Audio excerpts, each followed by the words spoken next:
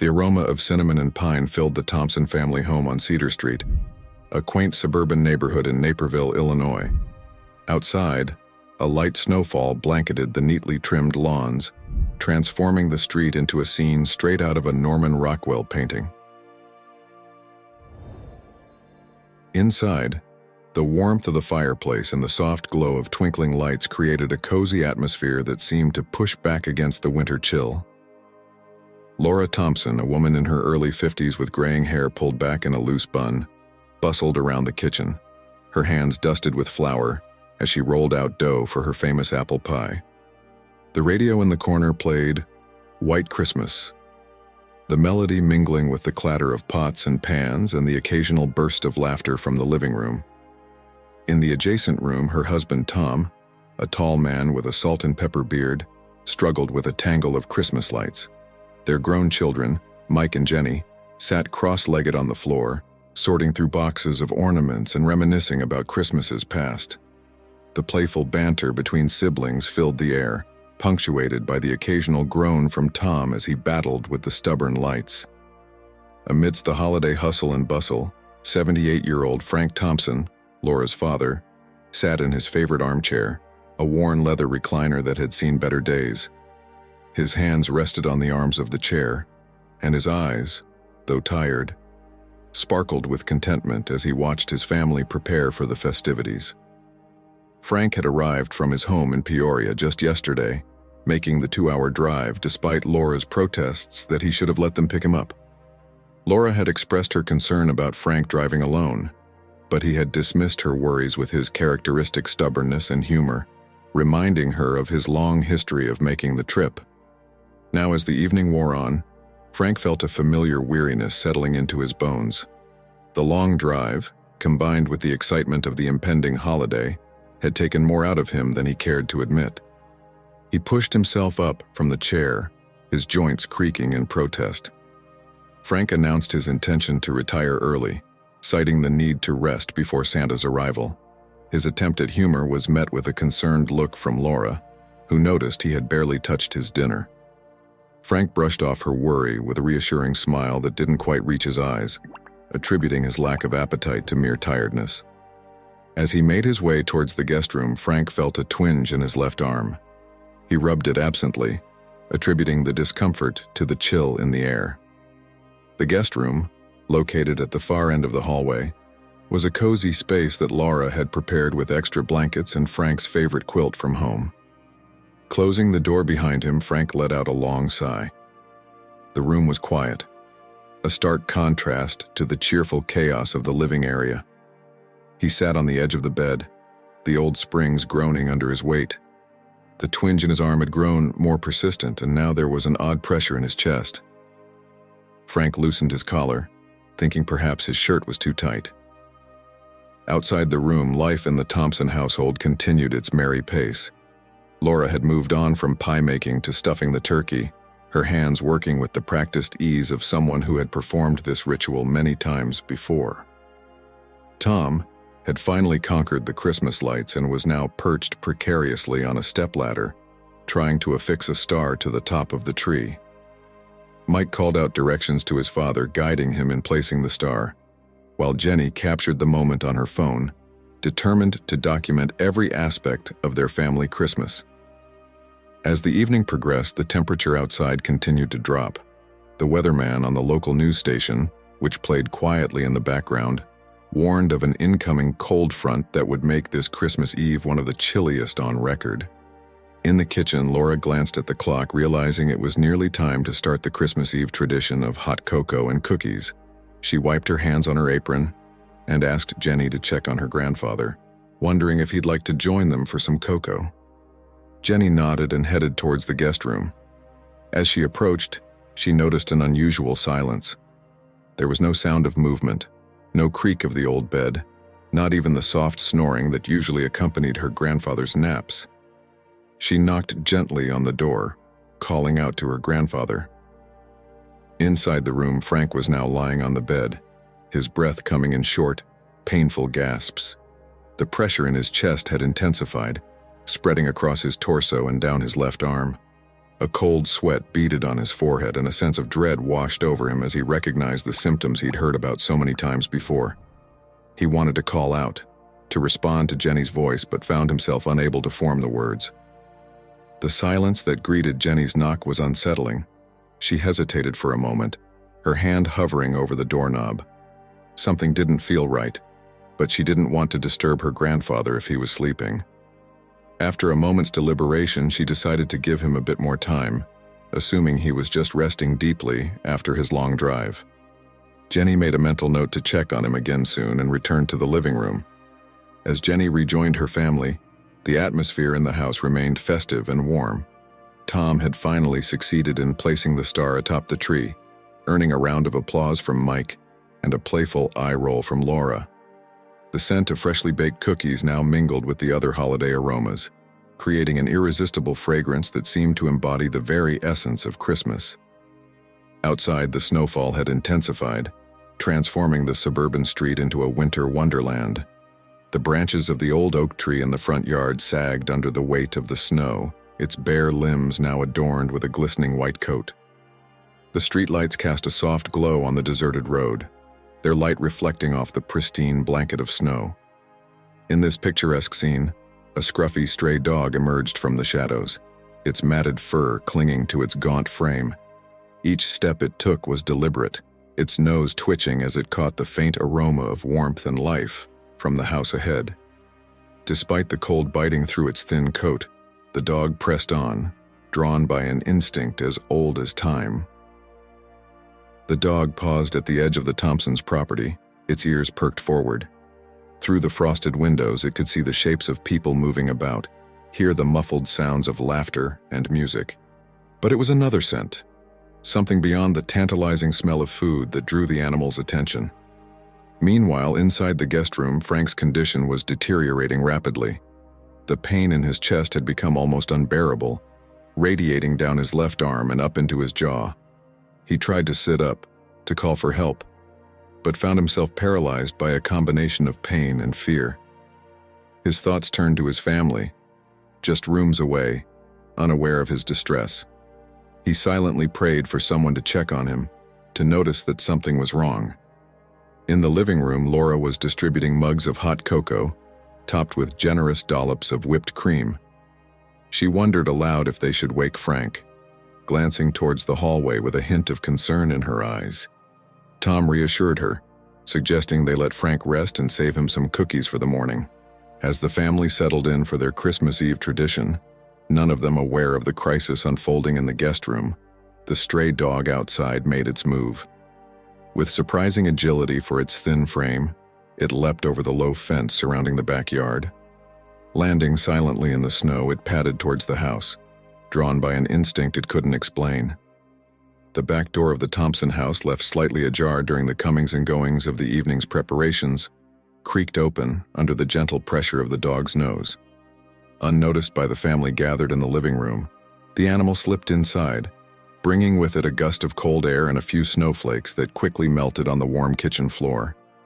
Instead of heading towards the enticing smells coming from the kitchen, the dog paused, its head cocked to one side as if listening intently. Then, with determined steps, it made its way down the hallway towards the guest room where Frank lay, his life hanging in the balance. The stray dog's paws made no sound on the carpeted hallway as it approached the guest room. Its ears twitched, picking up a faint sound of distress that the human occupants of the house couldn't hear. Reaching the closed door, the dog began to scratch and whine softly, its actions growing more urgent with each passing moment. Inside the room, Frank's condition worsened. The pain in his chest had become an overwhelming pressure, as if an elephant were sitting on his ribcage. He tried to call out, but his voice was barely a whisper, lost in the cheerful noise emanating from the living room. The dog's whining grew louder, transforming into insistent barks. Its paws scrabbled at the bottom of the door, creating a commotion that was impossible to ignore. In the living room, the family's cozy gathering was interrupted by the sudden cacophony. As the barking continued, growing more frantic by the second, Laura set down her mug of hot cocoa, a look of confusion crossing her face. Jenny's eyes widened with sudden realization. she remembered her grandfather alone in the guest room, and a chill ran down her spine. Without a word, she bolted from the living room, her family close on her heels. The scene that greeted them in the hallway was surreal. A scruffy, mud-caked dog stood before the guest room door, barking and pawing at the wood with desperate energy. For a moment, the family stood frozen, struggling to comprehend the bizarre turn of events. What would you do if a stray dog showed up at your house in the middle of a snowy night? Let us know in the comments, and don't forget to subscribe for more unbelievable stories like this one. Tom was the first to snap out of the shock. He strode forward, gently but firmly moving the dog aside. With a sense of growing dread, he called out to Frank, receiving no response. Without further hesitation, he turned the doorknob and pushed the door open. The sight that greeted them sent a wave of panic through the family. Frank lay on the bed, his face ashen and contorted in pain. His breathing was labored, coming in short, ragged gasps. Laura let out a strangled cry, rushing to her father's side. The room erupted into a flurry of activity. Tom, his voice steady despite the fear evident in his eyes, instructed Mike to call 911. Jenny ran to fetch a glass of water and Frank's medication from the bathroom. Laura cradled her father's head, speaking soothing words as tears streamed down her face. Throughout the chaos, the stray dog remained in the room, its earlier frenzy replaced by a calm, watchful presence. It sat near the foot of the bed, its eyes never leaving Frank's face. Minutes that felt like hours ticked by as they waited for the ambulance. The 911 operator's voice crackled through Mike's phone speaker, guiding them through the initial steps of care. Laura loosened Frank's clothing and propped him up with pillows to ease his breathing. Tom kept a steady hand on Frank's wrist, monitoring his pulse with a grim expression. Finally, the wail of sirens pierced the silent night. Red and blue lights flashed through the windows, casting eerie shadows across the snow-covered lawn. Paramedics burst into the house, their arrival a whirlwind of efficiency and urgency. The living room, so recently a scene of holiday joy, was transformed into a makeshift emergency room. The Christmas tree stood silent witness as the paramedics worked, their voices calm but tense as they assessed Frank's condition. An oxygen mask was placed over his face, an IV line inserted into his arm. Medical terminology flew back and forth, each word increasing the family's anxiety. As Frank was carefully transferred to a stretcher, the stray dog watched from the corner, unnoticed in the commotion. Its tail thumped softly against the floor, as if offering reassurance.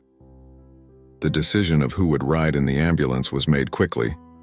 Laura, her face pale but determined, grabbed her coat and Frank's medical information. Tom promised to follow in their car with the kids. As the ambulance doors closed, separating the family, a sense of unreality settled over the house. In the sudden quiet left in the wake of the paramedics' departure, Jenny noticed the stray dog for the first time since the initial discovery. The animal sat calmly by the front door, its eyes fixed on the retreating ambulance lights. Without a word, she knelt beside it, burying her face in its matted fur. The dog responded with a gentle whine, leaning into her embrace. Tom ushered the family into the car, his movements automatic as he struggled to process the events of the last hour. The drive to the hospital was tense, the festive lights of the neighborhood passing by in a blur that none of them truly saw. Mike clutched his phone, ready to receive any update from his mother. Jenny sat silently, her hand absently stroking the dog that they had, without discussion, brought along. At the hospital, the emergency room was a stark contrast to the cozy warmth of their interrupted Christmas Eve. Harsh fluorescent lights and the antiseptic smell assaulted their senses as they rushed through the sliding doors. Laura met them in the waiting area, her face drawn with worry but holding a glimmer of hope. The next few hours passed in a haze of coffee from vending machines, hushed conversations with doctors, and the constant background noise of a busy hospital. The stray dog, surprisingly allowed to stay due to the extraordinary circumstances and the distraction of the staff, curled up at Jenny's feet, a warm, comforting presence in the cold, sterile environment. As dawn broke, painting the sky in soft pinks and golds, a doctor approached the exhausted family, His face, though tired, held a smile. Frank had survived the night. The quick action of getting him to the hospital, thanks to the dog's alert, had made all the difference. The doctor couldn't help but comment on the unusual circumstances. "It's not every day we hear about a dog alerting a family to a medical emergency," he remarked with a gentle smile. Laura squeezed the dog's paw affectionately. "He's our Christmas miracle," she said, her voice filled with gratitude. The dog wagged its tail, seemingly understanding the significance of the moment. As Christmas Day dawned, the Thompsons found themselves celebrating in a way they never could have anticipated. The hospital cafeteria became their dining room, vending machine snacks their Christmas feast. But the joy and gratitude that filled their hearts transformed the humble setting into something truly special. Laura managed to convince the hospital staff to allow a brief visit to Frank's room. They found him weak but alert, his eyes lighting up as his family filed in. The story of the stray dog's crucial role was shared, bringing a mix of amazement and tears to Frank's eyes. As the day wore on, the family took turns sitting with Frank and resting in the waiting area. The stray dog, now unofficially adopted and dubbed Miracle by Jenny, remained a constant presence, accepting gentle pats and offering comfort with its steady gaze. Tom made a trip back to the house, returning with a small artificial Christmas tree and a few hastily wrapped presents. The impromptu celebration in Frank's hospital room was unlike any Christmas they had experienced before, but it was filled with a depth of love and gratitude that no perfectly planned holiday could match. As evening fell, Frank's room was bathed in the soft glow of the little tree. The family gathered around his bed, the dog curled up contentedly in the corner. They shared stories, laughed softly, and simply enjoyed being together, acutely aware of how close they had come to losing this moment. The night deepened and a gentle snow began to fall outside the hospital windows. Inside, the Thompson family continued their quiet celebration, their hearts full of love, their minds reflecting on the miraculous chain of events that had brought them to this moment. Frank, though tired, insisted on staying awake, not wanting to miss a single moment with his family. He reached out a hand to pat the dog, who had moved closer to the bed, its tail wagging gently. "Good boy," he whispered, his voice weak but filled with emotion.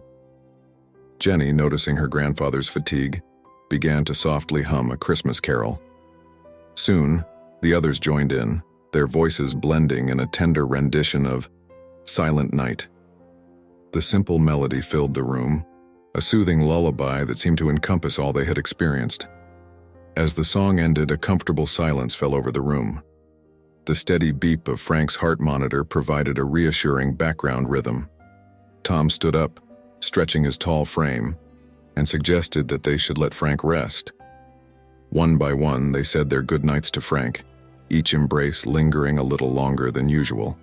Laura was the last to leave, pressing a kiss to her father's forehead and whispering words of love. In the hallway, the family huddled together, emotionally and physically exhausted but bound by a new strength. They made plans for the coming days, organizing shifts so that someone would always be with Frank.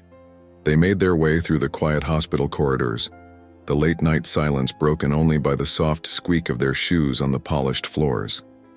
As they stepped outside, they were greeted by a world transformed. The snow had continued to fall, blanketing everything in a pristine white cover. The hospital lights reflected off the snow, creating a soft, almost magical glow. Laura cleared her throat, her voice thick with emotion. "You know," she said softly, "I think this might be the best Christmas we've ever had." The others nodded in agreement, understanding the profound truth in her words. The Christmas they had planned had been derailed, but in its place they had been given something far more precious, a stark reminder of the fragility of life and the enduring power of love. As they drove back together in the quiet morning light, they knew that this Christmas would be remembered not for its presents or feasts, but for the miracle that had brought them all closer together.